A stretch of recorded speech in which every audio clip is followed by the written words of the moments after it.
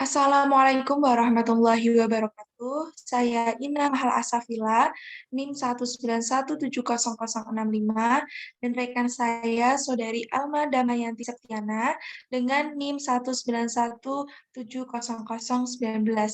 Nah, di sini kita akan berdiskusi, berbincang-bincang mengenai penelitian tindakan kelas. Nah, baik, mengingat pentingnya penelitian tindakan kelas ini sebagai kebutuhan ataupun keharusan yang harus dilakukan oleh pendidik, di mana nantinya pendidik itu akan lebih peka terhadap situasi dan kondisi di dalam kelas tersebut. Dan nantinya diharapkan adanya inovasi-inovasi baru yang akan diciptakan oleh pendidik tersebut sehingga akan meningkatkan kualitas dari proses pembelajaran. Nah, Mbak Alma itu kan dari versi saya tentang pentingnya penelitian tindakan kelas. Nah, menurut Mbak Alma nih, versi Mbak Alma, pentingnya penelitian tindakan kelas itu seperti apa? Silahkan. Ya, baik. Terima kasih ya, Mbak Asas. Di sini saya akan menanggapi. Memang menurut saya PTK itu sangat penting. Mengapa demikian? Karena penelitian itu bertujuan untuk menemukan cara strategis ataupun prosedur yang tepat untuk memecahkan suatu masalah pembelajaran bahasa perlu juga dilakukan dalam beberapa siklus. Nah, siklus-siklus inilah bertujuan untuk mendapatkan hasil yang lebih baik dan sesuai dengan kriteria atau hasil yang diinginkan.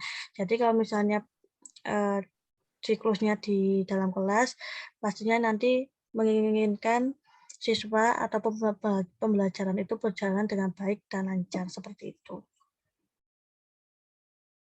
Seperti itu, Mbak Asa. Iya, ya setuju sekali karena mengingat ini kan di dalam proses pembelajarannya. Jadi sangat penting diadakannya penelitian tindakan kelas. Karena itu nantinya akan berpengaruh kepada output, artinya keluaran daripada proses pembelajaran tersebut. Apakah proses pembelajaran tersebut berjalan dengan lancar atau tidak, seperti itu. Nah, Mbak Elma, kita kan mengetahui di masa pandemi COVID-19 ini mestinya banyak kekurangan yang dialami guru dalam melaksanakan penelitian tindakan kelas ini. Nah, terutama terkendala dengan media-media yang biasanya kita secara langsung sebagai guru mengadakan penelitian tindakan kelas tersebut. Dan namun sekarang kan dengan pembelajaran jarak jauh akan terbatas. Nah, bagaimana sih caranya kita menanggapi atau mengatasi problematika ini? Bagaimana, Mbak Alma? Bagaimana mengatasi gimana, Mbak? Kurang jelas seperti tadi. Ya, gimana untuk mengatasi penelitian tindakan kelas di masa daring ini? Apa inovasi yang harus dibangun seperti itu? Iya, kalau menurut saya pribadi, penelitian tindakan kelas ini kan penelitian yang dibuat oleh pendidik untuk mencarikan solusi dari permasalahan atau memecahkan masalah di dalam proses pembelajaran. Dan di sini subjeknya memang siswa. Jadi di masa pandemi ini mau tidak mau pembelajaran harus tetap berjalan seperti biasanya ya Mbak ya. Jadi kalau menurut pendapat saya penelitian tindakan kelas dalam masa pandemi ini Pandemi. ya bisa dilakukan melalui aplikasi-aplikasi yang sudah ditentukan atau sesuai dengan kebijakan. Misalnya seperti aplikasi Zoom ataupun e-learning ataupun video-video tertentu.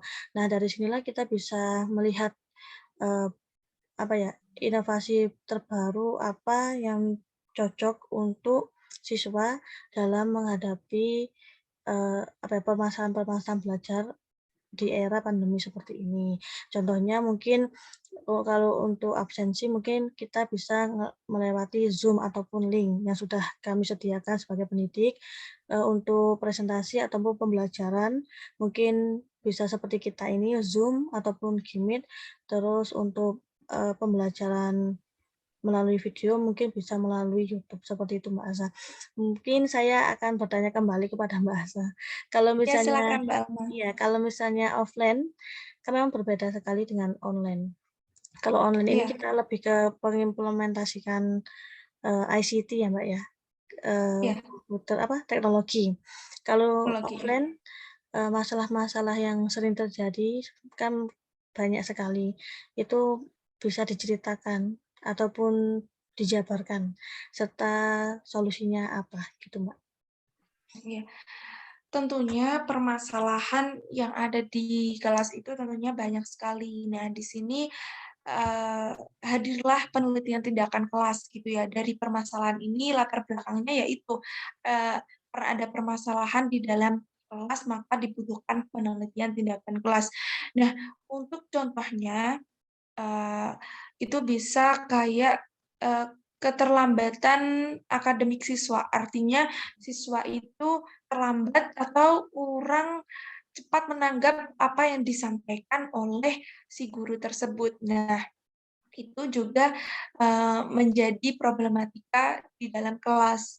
Nah, itu juga dalam penelitian tindakan kelas, maka di situ harus diteliti apakah faktor penyebabnya dan bagaimana solusinya. Dan contohnya seperti, faktor penyebabnya itu bisa karena memang, peserta didik tersebut, memiliki kemampuan akademik yang berbeda atau di bawah rata-rata seperti itu. Ataupun, mmm guru itu memang kurang dalam mengajar, artinya kurang itu, mmm, tidak menyelesaikan kemampuan daripada siswa atau belum paham atas kemampuan siswanya tersebut dan di situ harus, dilakukan inovasi baru atau perubahan sistem pembelajaran, perubahan Iya. media pembelajaran, atau lebih ditekankan pada pengertian kepada siswa tersebut akan lebih termotivasi untuk belajarnya agar mereka tidak merasa minder. Atas keterlambatan akademik mereka. Seperti itu, Mbak Alma. Oh, ya. Baik, terima kasih Mbak Asa untuk penjabarannya. Mungkin hampir sama dengan saya tadi ya.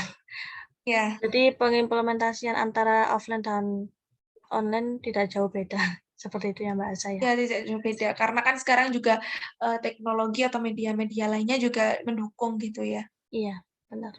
Nah, Mbak Alma gini, ini kan kita sudah, apa ya, caranya bisa disebut berpengalaman gitu ya.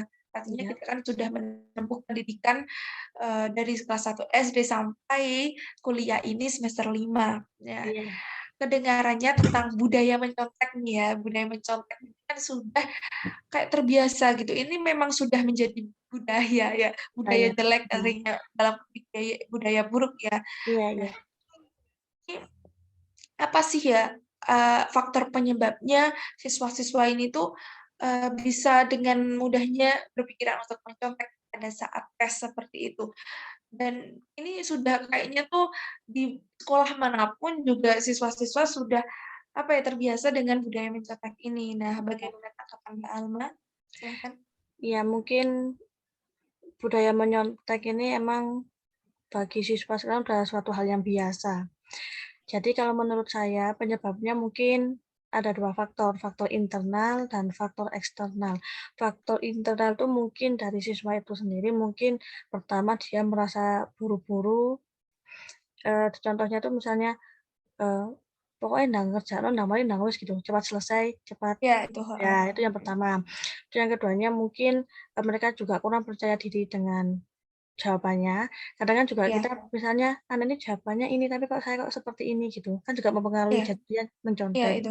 Terus kemudian mungkin Karena ada mereka lebih nganu ya Mbak Alma, karena kayaknya tuh nilai itu yang utama gitu, iya harus benar bagus bagaimanapun benar. caranya, seperti itu. Iya benar. Mhm, Kemudian yang lanjutkan. kemudian faktor eksternalnya dari guru itu sendiri mungkin guru itu banyak menuntut. Dalam artian menuntut nilai itu Iya, harus sekian, terus KKM-nya juga harus sekian. Apalagi biasanya, mencontek ini kan biasanya di kelas-kelas kayak menengah bawah gitu ya. Kan misalnya ada kelas-kelas kayak kelas biasa, kelas unggulan gitu. Biasanya yang paling sering itu kan kelas biasa, karena itu tadi, karena merasa kayak ditekan. Seperti kita kalau ditekan kan pasti kayak beban ya, Mbak, ya. lebih kayak menghalalkan segala cara gitu, Ya gitu tadi, kayak mungkin salah satu faktornya gimana seperti caranya berhasil gitu. Iya gitu, jadi salah satunya seperti itu. Mungkin kalau menurut saya pribadi untuk solusi yang diberikan itu mungkin kalau dari faktor internalnya siswa itu mungkin kita, menerapkan perilaku-perilaku yang baik, dalam artian perilaku-perilaku menanamkan perilaku-perilaku terpuji, misalnya harus bersifat Pembentukan jujur. karakter gitu ya? Iya, pembentukan karakter bersifat jujur. Kalau bisa itu sedini mungkin, misalnya di kelas Iya. jenjang SD ataupun jenjang TK. Dan untuk faktor dari, solusi yang diberikan dari pendidik, mungkin pendidik itu bisa kayak, apa ya, belajar kayak friendly. Jadi bukan sebatas hanya mengasih nilai, tapi Iya. mengasih kayak, mengasih kayak uraian terkait dengan, kayak, apa ya, budaya-budaya menyontek itu emang kayak jelek gitu loh. Jadi, gimana caranya Oh guru itu iya. harus memotivasi, harus juga Iya. mengubah metode dan pembelajarannya yang sebaik dan seinovasi mungkin. Karena biasanya kalau pembelajaran sulit itu kan, bisa, bisa mempengaruhi kita nangkep Iya. atau enggaknya itu Mhm. tadi ya. Mungkin untuk teman-teman yang bisa nangkep mungkin merasa enak, tapi untuk teman-teman yang tidak nangkep tadi kan mungkin merasa minder saja, "Alah wis nyontoh ae," kayak gitu loh. Jadi ya harus dirubah mulai dari pendidiknya dan peserta didiknya, seperti itu. Kalau saya memandangnya gini Mbak Alma, jadi kan kemampuan daripada satu siswa dengan siswa lainnya kan mesti berbeda ya itu Kak. Iya, Enggak semua dalam kelas itu mempunyai satu kemampuan yang sama. Nah, iya benar. kita contohkan dalam tes ini, misalnya tes tertulis yang kemungkinan menconteknya itu bisa besar gitu ya. Iya, Kan ada siswa yang mereka itu kemampuannya lebih kepada lisan, artinya iya, mereka bagus dalam komunikasi seperti itu. iya, Ada juga siswa yang lebih ke praktek, mereka sangat cekat gitu, cekatan dalam praktek. Nah, itu juga mempengaruhi sih. Jadi menurut saya tes dalam tertulis itu tidak menentukan realnya, kesohihan daripada keberhasilan akademik siswa. iya, Jadi bukan acuan yang tepat gitu ya. iya, iya, Artinya iya. eh, saya ada pengalaman ini ya, cerita dari teman saya ketika di pondok, dia itu tes itu selama 3 minggu Mbak Alma. Jadi mereka menerapkan yang pertama tes tertulis, tes lisan, dan tes tes praktek gitu tentang nanti hafalan Iya, iya. praktek-prakteknya. Jadi kan apabila kedua ini dikolaborasikan ya, itu kan juga akan meminimalisir kecontekan. Karena kan kalau lisan Mmm, bagaimana akan mencontek, karena itu kan ketemu langsung face to face iya, sama begitu. iya, Dan itu akan apa ya, lebih real bagaimana pencapaian selama satu semester siswa itu. Nah, seperti itu. Mungkin lebih menyelesaikan pada, itu ya, sistem tesnya gitu ya. iya. Jadi Mbak Asa ini lebih menekankan ke sistem tesnya gitu ya, Mbak, ya? Iya, heeh. Nah, Ya tadi Mbak Alma bener dari faktor internal, eksternalnya juga bener, saya menambahi daripada lembaga iya, pendidikan itu sendiri. iya, gitu. Baik, mungkin saya juga akan menanyakan hal yang sama, masalah di dalam kelas. Itu mungkin saya bertanya mengenai, pasifnya siswa saat Ya, itu ditanyai guru. sangat heeh heeh. Sering terjadi Di ya? bangku perkuliahan iya, di bangku Iya, perkuliahan saja saat mhm, ini, saya pun juga merasa kadang pasif gitu ya, emang ini iya iya, banyak terjadi iya, sekali, iya masalah benar. pasif itu, gimana Mbak Alma? Iya, terus itu kan mungkin salah satu penyebabnya kan mungkin karena kurang pede, mungkin karena juga Iya pengaruh dari lingkungan sosialnya juga mungkin ada kayak, apa, siswa lain ataupun teman lain yang bilang, "Sok pinter lah," gitu, "sok percaya iya, diri banget," gitu. Nah, mungkin bisa dijelaskan solusi apa yang bisa ditindaklanjuti dengan masalah seperti mhm, itu? iya. Monggo Mbak Asa. Nah, ini sebenarnya udah di-upload pada konten IG kita ya, tapi kita kan terbatas oleh waktu dalam IG Ya, karena hanya 1 menit saja, jadi alhamdulillah kita teruskan di diskusi ini ya, Mbak Alma. monggo monggo, sangat bagus sekali. Jadi, solusi daripada siswa yang pasif gitu ya, pasif di kelas artinya, tidak tanggap terhadap, pertanyaan guru atau materi yang disampaikan guru. Nah, ini menurut saya itu ada 2 ya, tadi ya, faktor internal juga ada faktor eksternal. Faktor Iya, internalnya apa, yaitu Mbak Alma yang tadi disebutkan Mbak Alma, tidak percaya diri. Artinya di pikiran siswa itu, ini salah apa enggak ya? Mhm. Ini dapat diterima oleh guru apa enggak ya? Iya, Kemungkinan-kemungkinan itu ada di pikiran mereka sehingga mereka itu tidak percaya diri. Nah, iya, kalau untuk faktor eksternalnya, itu kita evaluasi dari gurunya ya mungkin. iya, iya, Kita evaluasi teliti, kenapa sih kok siswa itu takut mengutarakan jawabannya? Apakah, suasana yang dibangun oleh guru itu tidak nyaman? mhm, Ataukah karakter dari guru itu yang galak atau apa, mhm. sehingga mereka takut untuk mengutarakan jawaban tersebut.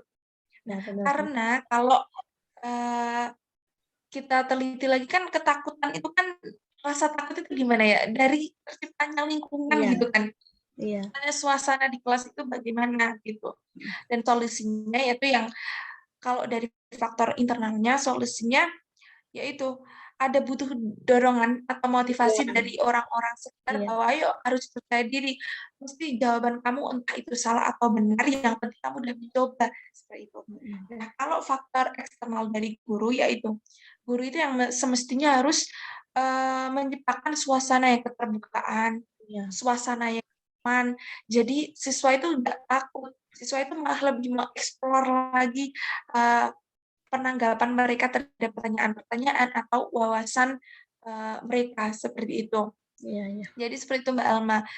Mungkin gini, saya juga akan menambahkan pertanyaan yang dapat kita bahas bareng-bareng nih. iya, Eee, untuk berbagai problematika di dalam penelitian tindakan kelas ini tentunya harus, dengan solusi-solusi yang tepat gitu ya. iya. Da dalam pelaksanaannya pun, kita juga akan menemukan hambatan-hambatannya, gitu. Nah, untuk ini kan sekaligus penutup ya, Mbak Alma ya, Ya, oke. pertanyaannya. Iya, iya, iya, Ya, pertanyaan penutupnya. Kita kan, insya Allah ke depannya kan akan menjadi seorang pendidik nih. Bagaimana sih pandangan Mbak Alma, apa yang Mbak Alma inginkan ke depannya nanti kalau seketika Mbak Alma, melaksanakan penelitian tindakan di kelas. Nah, apa sih pengennya Mbak Alma tuh dirancang tuh seperti apa penelitian tindakan kelasnya? oh, kalau saya pribadi, jika menjadi pendidik, mungkin saya lebih adanya penge ke apa, pengevaluasian, Mhm, di awal dan di akhir seperti iya, itu. Misalnya, di awal tuh mungkin kita adanya pembangunan karakter, terus kayak itu kan dari sisi apa ya, dari sisi dari sisi itu, dari sisi karakternya, mungkin kalau dari sisi iya, pengetahuannya mungkin ya juga ada seperti itu.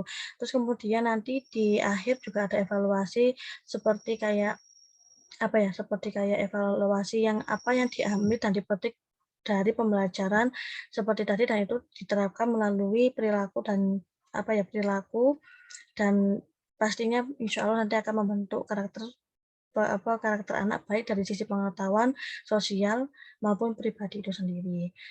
iya. Mungkin seperti itu Mbak Asa, mungkin kalau dari Mbak Asa sendiri bagaimana?